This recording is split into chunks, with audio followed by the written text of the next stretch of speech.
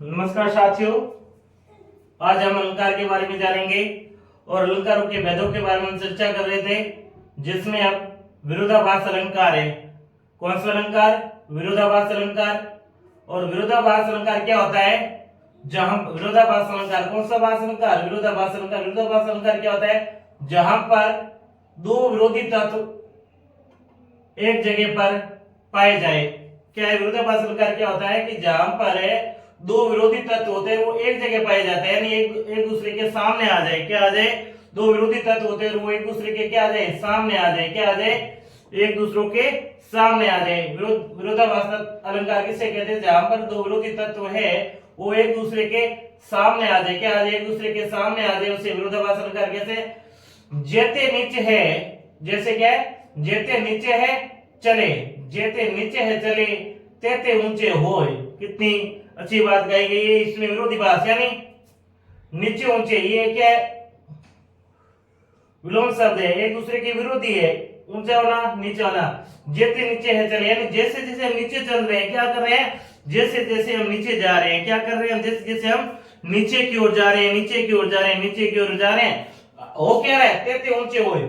जैसे जैसे नीचे जा रहे हैं वैसे जैसे हम क्या हो रहे हैं? ऊपर हो रहे हैं। क्या हो रहे हैं? ऊपर हो रहे हैं। वैसे वैसे ऊपर हो रहे हैं। क्या?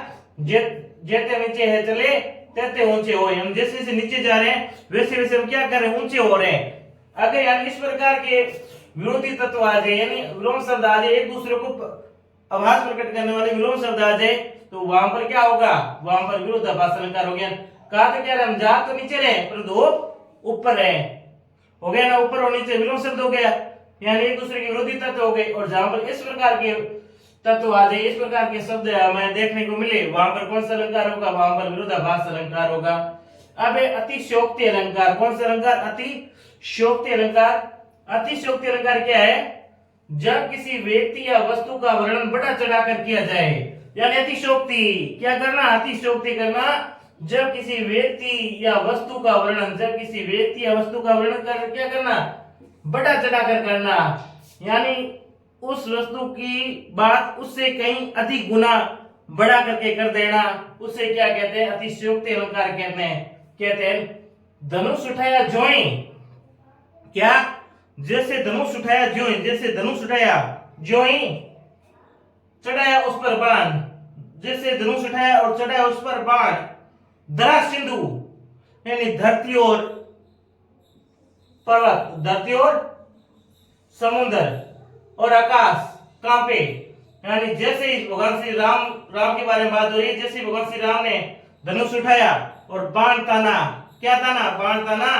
धरा यानी धरती, सिंधु यानी समुद्र और नभ यानी आकाश, कांपे यानी कांप गए, शेष आकाश, विकल हुए जीव के प्राणियों, और जीव के जो प्राण है ना वो भी विकल हो गए। ऐसे लगने लगा कि हम जीवित रहेंगे या नहीं रहेंगे। भगवान श्री राम ने क्या कर दिया है? बाण उठा दिया। भगवान ने राम ने बाण उठा दिया है, तो अब हम जिएंगे या नहीं जिएंगे, ऐसी स्थिति में आ जाएंगे।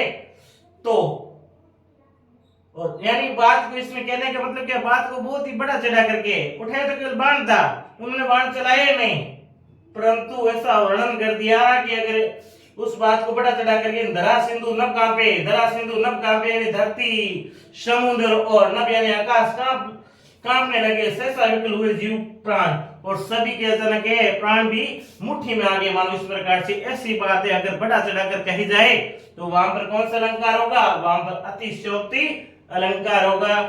भ्रांतिमान अलंकार, यानी जब सादृश्य के कारण, यानी एक जैसा दिखने के कारण है उपमान का भ्रम हो, अर्थात उपमेय में उपमान का भ्रम हो। उपमेय में क्या है? उपमान का भ्रम हो, अर्थात उपमेय को है भूलवंश क्या मान ले हम? उपमान समझ लें।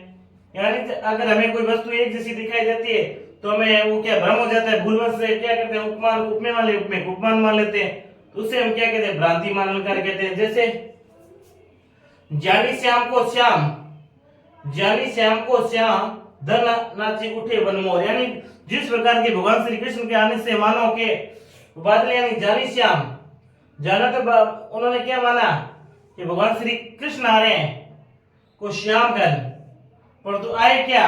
काले काले बादल आ गए और भगवान श्री कृष्ण को मान करके बंद रहे, वन में क्या करने? नाचने लगे। यानी उपमान का उपमेय में क्या हो गया? भ्रमवश भूल हो गई। यानी जानी श्याम को श्याम घन, यानी बंदर क्या कर बैठे, भगवान श्री के बादल को क्या मान लिया कि श्री कृष्ण मान लिया श्याम को, यानी श्री कृष्ण है वो श्याम कलर के हैं।